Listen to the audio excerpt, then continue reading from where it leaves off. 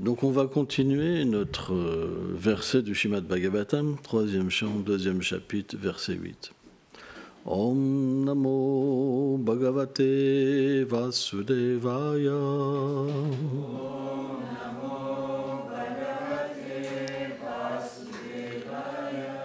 Om Namo Bhagavate Vasudevaya.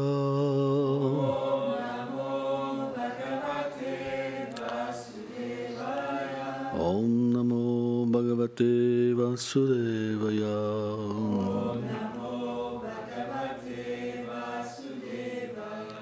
Dobhagom Bhatarokayam Yadhavam Nittaram Api Ye Sambhatshantum Navidu Arim Menam Ivabdupam. Traduction.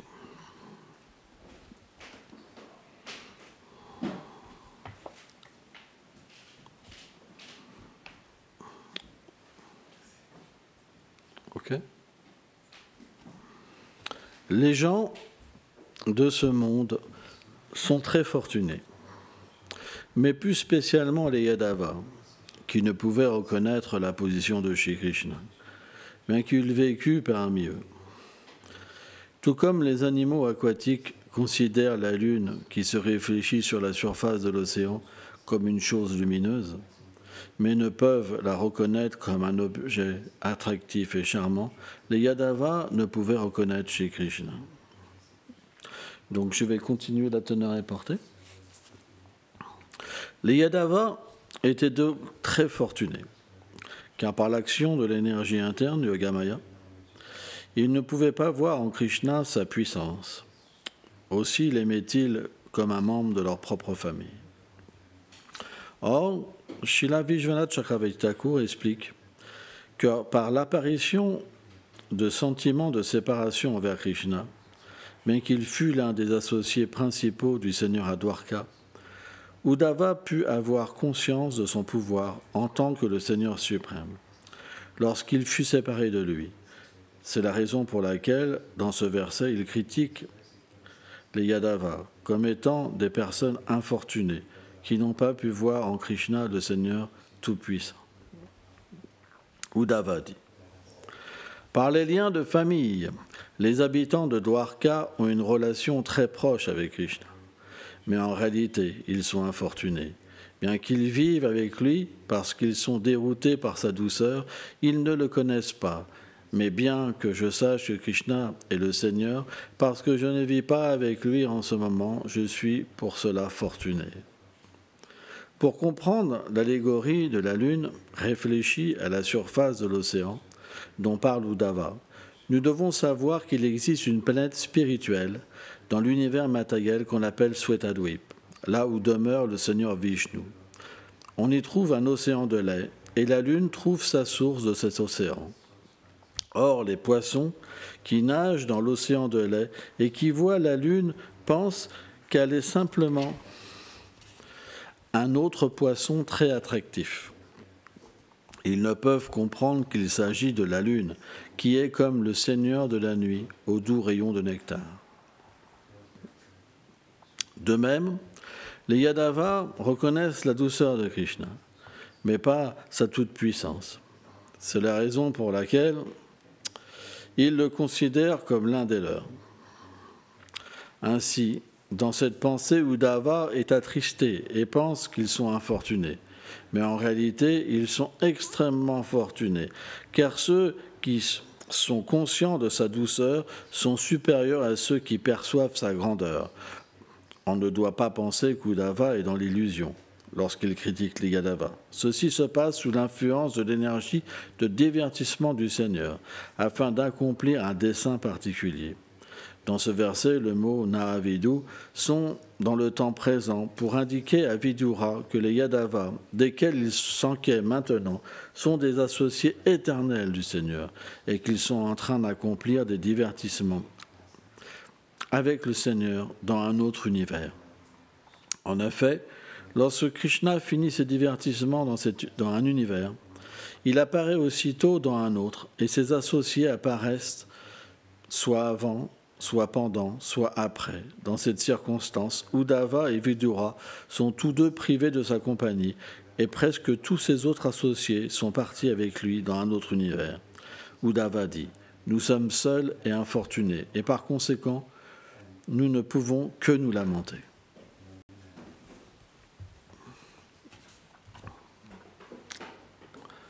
Om Gana Timilam Dasyam Ganam Jalam Shalakayo Shakshurum Militam Tena Taisme Shigurave Namaha Namam Vishnupadaya Krishna Plestaya Bhuttare Srimate Bhakti Vedanta Swamin Nitidamine Namaste Sarasvati Deve Kauravani Pracharine Nirveshesha Sunyavadi Plachatya Deshatarine Vanchakalpa Talobhyacha Kripa Sindhubhya Evacha Patitanam Pavanebhyo Vaishnavebhyo Namo Namaha. C'est des passages du Bhagavatam qui sont un peu difficiles à comprendre. Parce que dans les doux divertissements du Seigneur, lorsqu'il vient dans un univers matériel, se divertir, parfois, dans les dévots, les sentiments de douceur sont présents et parfois des sentiments que Krishna et Dieu peut apparaître. Et c'est même arrivé aux gopis, qui sont pourtant situés dans la plus haute douceur, puisqu'ils ont les échanges les plus intimes avec Krishna. En réalité, quand Krishna les a testés, avant d'accomplir la danse rasa, parce que Krishna jouait au jeu de ne pas les accepter, les gopis ont sorti comme l'arme ultime pour que Krishna soit obligé de les accepter. Elles ont dit, tu es le Seigneur suprême. Et tu as fait cette promesse de toujours protéger tes dévots.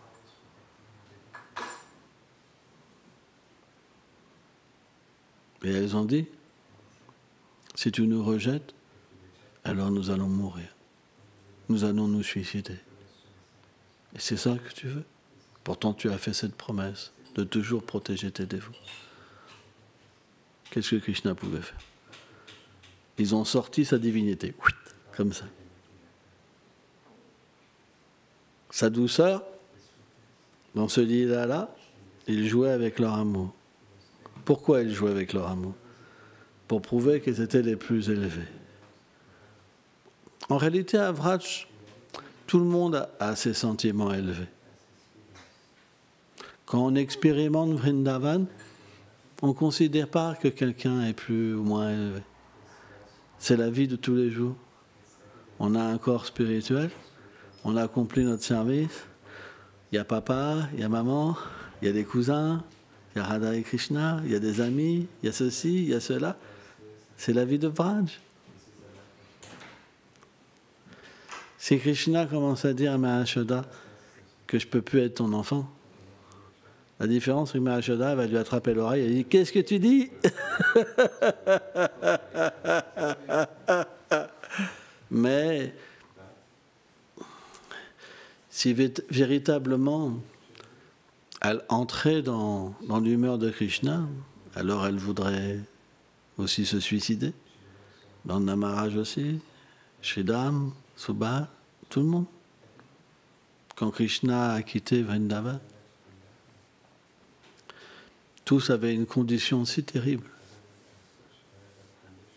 Même les arbres ne donnaient plus de fruits, de fleurs. Hein? Plus personne n'avait d'existence.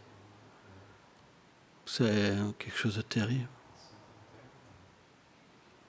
Mais Vishvacharya Thakur explique que Krishna était là pour les maintenir. Mais elle ne pouvait pas réaliser que Krishna était là. Dans l'échange avec Krishna et les gopis, Krishna explique ça. En fait, j'étais là avec vous, mais vous ne pouviez pas me voir, accepter que j'étais là. Votre séparation était tellement élevée que même que j'étais là, vous ne pouviez pas l'accepter. Vous vous rendez compte? C'est la même chose. Quand Chaitanya Mahaprabhu a pris sannyas, Mère Sachi, elle offrait des offrandes. Et Nimai, Pandit, son Nimai venait manger. Elle le voyait manger directement. Mais elle pensait, j'ai rêvé. Elle lavait l'assiette, elle remplissait de nouveau l'assiette, et Mahaprabhu mangeait de nouveau. Et elle ne pouvait pas accepter.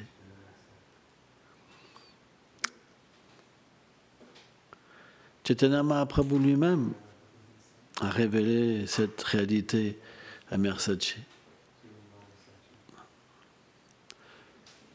Tout ce que tu m'offres, je l'accepte et je viens encore et encore. L'amour pour Mahaprabhu, pour sa mère, est tellement élevé que bien que le Seigneur Mahaprabhu avait pris sannyas, sannyas, ça veut dire que vous ne revenez jamais dans votre famille. Vous ne revoyez pas vos enfants, votre mère, votre femme, fini. Et Mahaprabhu ne pouvait même pas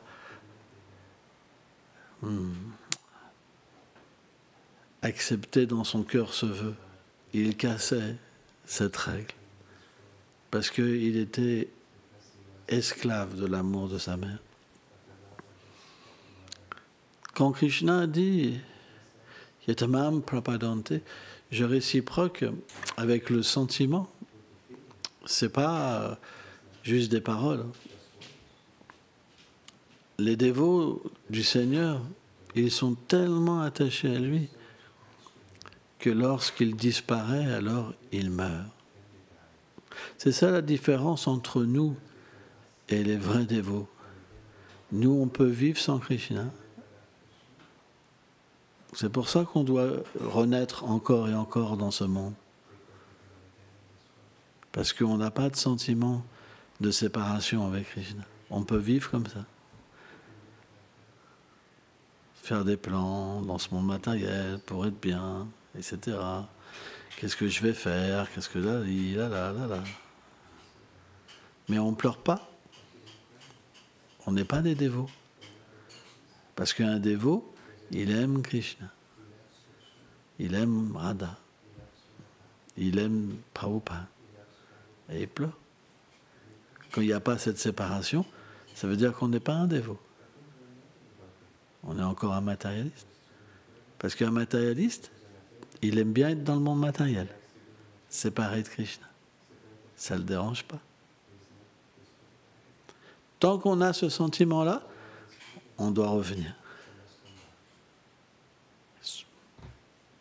On doit dire la vérité. S'il n'y a pas de pleurs, vous ne pouvez pas atteindre Krishna. Parce que vous ne l'aimez pas. C'est pour ça, on dit que Mahaprabhu, il est venu ouvrir une école de pleurs. Il est venu dans ce sentiment. Mahaprabhu a expérimenté beaucoup de sentiments. Mais quand même, le sentiment qui prédomine, c'est le dernier sentiment. Dans la Gambhira. C'est le final. Et dans cette finalité, alors il est dans le sentiment de séparation. Et il pleure. Il se grattait la tête contre les murs, Mahaprabhu. Il se cognait contre les murs. Il cherchait Krishna partout. Et quand ses associés, comme Swarup Damoda et la Mandaloy, ouvraient les portes, alors il voyait le Seigneur dans un tel sentiment et dans un tel état. Et il pleurait, il pleurait. Et Mahaprabhu pleurait. Et il les prenait parfois dans ses bras comme ça. Et il révélait son sentiment. Où est Krishna? Où est Krishna? Où est-il? Dites-le-moi, dites-le-moi. Je ne peux pas vivre sans lui. Où est-il? Alors, le sentiment était tellement élevé que Swarup Damodar, il récitait des versets où Srila Radha rencontre Krishna pour apaiser cette souffrance, en fait. Mais à la fin, même toutes ces récitations ne pouvaient même plus apaiser Mahaprabhu. On voit cette réalité quand Srila Radha, elle s'enferme dans cette séparation. Et quand elle s'absorbe tellement en Krishna, qu'elle prend sa nature, en fait. Son teint devient sombre. Et même quand Krishna vient dans ces moments-là, elle ne peut pas accepter cette proximité avec Krishna, dû à ce sentiment de séparation. C'est ça que Mahaprabhu est venu nous apprendre. Si vous ne sentez pas de séparation avec Krishna, c'est que vous n'êtes pas un dévot. Qu'est-ce que c'est un dévot? C'est quelqu'un qui aime Krishna. Donc si vous ne pleurez pas, c'est que vous n'aimez pas Krishna. Vous avez une apparence de dévot.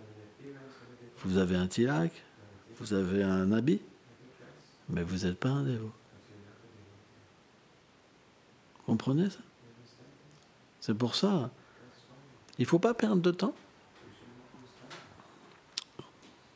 Bien sûr, il faut bâtir une communauté qui est agréable. Mais si à la fin, notre vie spirituelle, elle ne donne pas d'attachement à Krishna, et qu'on ne pleure pas, alors ça ne va pas. Vous avez Krishna sur l'autel, sa famille, sa bien-aimée, il faut s'en occuper. Si vous habitez ici, mais vous n'avez pas de relation avec les déités, vous n'habitez pas ici. Vous habitez dans le monde matériel. Ici, ce n'est pas le monde matériel. Donc vous n'habitez pas ici. Si vous ne ressentez pas d'amour, si vous n'avez pas envie de faire un service, si vous n'avez jamais ces désirs-là, c'est que vous n'habitez pas dans le lieu. Vous êtes physiquement là, mais pas spirituellement. Donc vous n'êtes pas des dévots. C'est pour ça qu'il faut changer. C'est important. Vous pensez que ce monde est merveilleux? C'est parce que vous n'avez pas eu une expérience de l'autre monde et que vous n'avez rien d'autre pour comparer. Mais c'est tellement misérable. Et même chaque condition matérielle est misérable. Mais l'illusion est tellement puissante que Maya vous fait penser que votre situation est merveilleuse. Et pourtant, vous ne faites que souffrir. Mais vous ne pouvez même pas le voir. C'est très puissant, Maya. Très puissant. C'est pour ça que Prabhupada avait cette urgence. Parce qu'il était conscient que les dévots devaient développer de l'amour pour Krishna. Parce qu'ils savaient qu'est-ce qui allait se passer, qu'ils n'atteindraient pas la demeure du Seigneur. Ne pensez pas parce que vous êtes là que tout est fait. Si vous ne pleurez pas, pourquoi Krishna viendrait vous chercher? Qu'est-ce que tu ferais avec Krishna si tu n'as pas envie de le servir? Imaginez-vous si Krishna vient. C'est ton avidité que tu penses que tu vas vouloir faire quelque chose pour Krishna?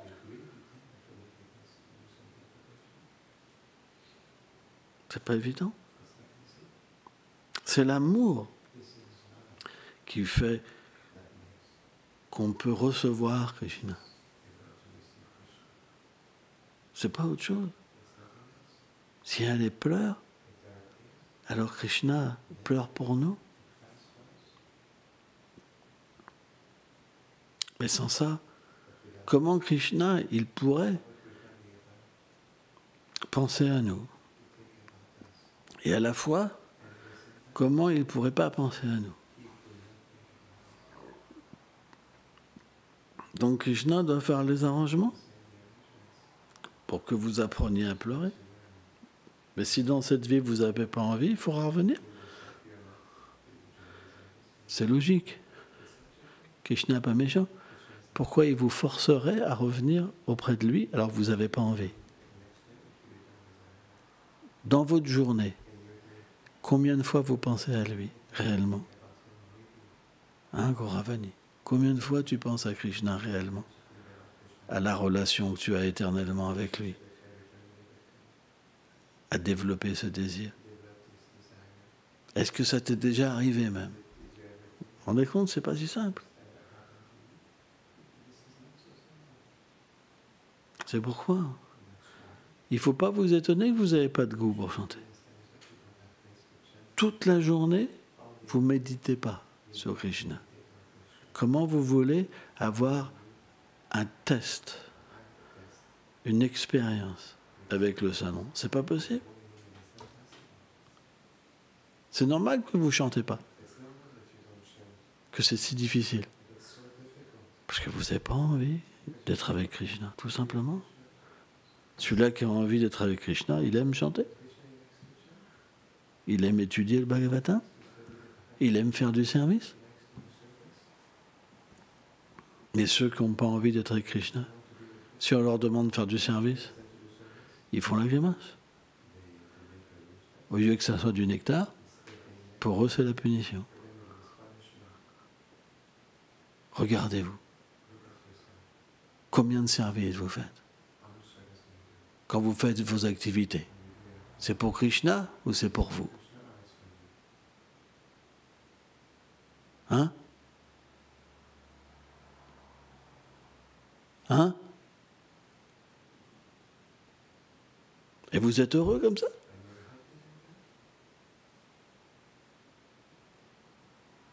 Bientôt, il n'y aura plus papa, maman. Il faudra aller travailler. Travailler dur. C'est ça que vous voulez? Refaire un tour dans le monde matériel? C'est ça? La dure lutte pour l'existence, on appelle. On se bat pour souffrir. Alors que quand on aime Krishna, tout devient facile. L'amour surgit dans notre cœur. On pleure. C'est notre seul combat. Où es-tu, Krishna? Où es-tu, Krishna? Et alors l'expérience vient? Elle vient. Vous découvrez une telle nature en vous. C'est tellement merveilleux. Après, c'est fini l'illusion. C'est fini, là, le petit jeu là, que tout le monde fait, là. C'est fini. Mais si vous continuez, il n'y aura pas jamais l'expérience. Ça va vite. Le temps, ça va tellement vite. Pourquoi perdre tant de temps juste à jouer, à faire n'importe quoi? À chaque instant, la mort vous dévore. Le temps, Kala. C'est pas des blagues. Quel âge tu as? T'es mort de 12 années.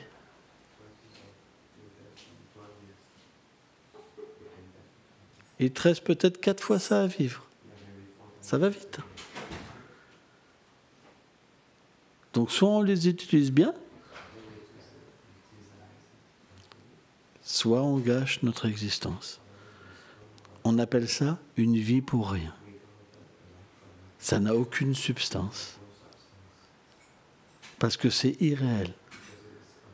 Une fois que tu meurs, alors graduellement, plus personne ne se rappellera de toi. Même toi, tu ne te rappelleras pas de cette vie. Et tu obtiendras une autre vie pour recommencer.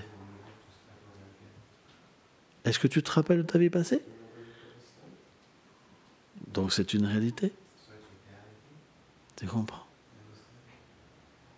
Qu'est-ce qui diffère un dévot du Seigneur et un matérialiste?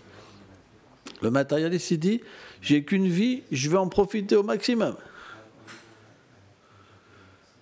Un dévot du Seigneur, il sait qu'il est l'âme. Et il ne perd pas le temps. Il médite sur Krishna. C'est très important. Hein? Alors, j'ai pas beaucoup de temps, là je dois finir la classe. Mais juste un point, c'est que l'étude du Bhagavatam est essentielle pour développer l'amour de Krishna. C'est très, très, très important. Ne laissez jamais le Śrīmad Bhagavatam de côté. Tous les jours, il faut étudier. Certains Vaishnavas expliquent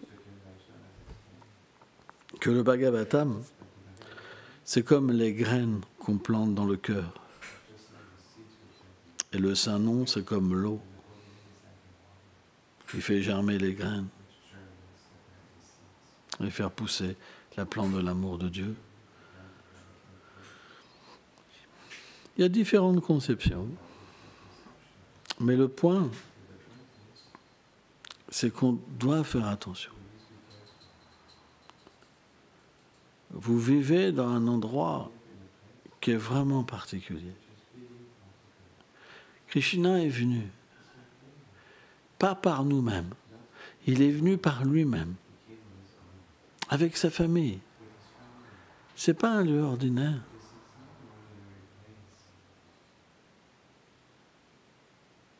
Et vous devez ouvrir votre cœur à cette réalité, à chaque instant.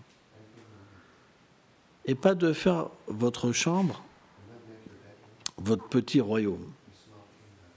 Vous habitez dans la demeure du Seigneur.